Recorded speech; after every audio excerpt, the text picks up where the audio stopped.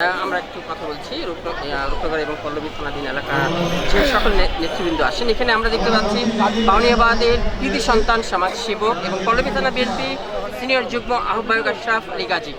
গাজী সাহেব, একটু প্লিজ বলবেন আজকের ইফতার এত বড় একটা পার্টি সম্পর্কে। আপনারা জানেন, পল্লবী রূপনগর থানা সুশীল সমাজ যে ব্যক্তিদের সম্মানে আজকের এই আয়োজনের মূল হল আমাদের ঢাকা মহানগর উত্তর বিএনপির আহ্বায়ক আমিনুল হক ভাই, গণপ্রজাতন্ত্রী বাংলাদেশ সরকারের যুব প্রতিমন্ত্রী।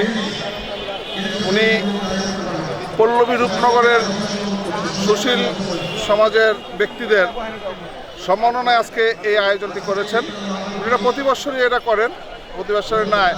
আজকে এটা আমরা একটা জিনিস অনুমান করলাম, সবাই বুঝলো যে আসলে অনেকে যে ভাবছে ভাই মন্ত্রী মিনিস্টার হয়ে গেলে ভাইরা আর পাবে না, এই জিনিসটা মিথ্যা।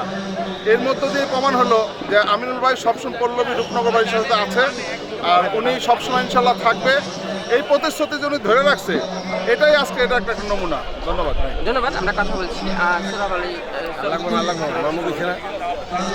আমরা দখলদার মুক্ত করব এবং আমাদের মাননীয় প্রধানমন্ত্রীর যে নির্দেশনা রয়েছে জিরো টলারেন্স দিয়ে আমরা সকল চাঁদাবাজ দখলদার মুক্ত করার জন্য আমরা আইন শৃঙ্খলা বাহিনীকে ইতিমধ্যে নির্দেশনা দেওয়া হয়েছে। সে যেই হোক না কেন, সে যেই দলেরই হোক না কেন, কাউকে ছাড় দেওয়ার কোনো সুযোগ নেই।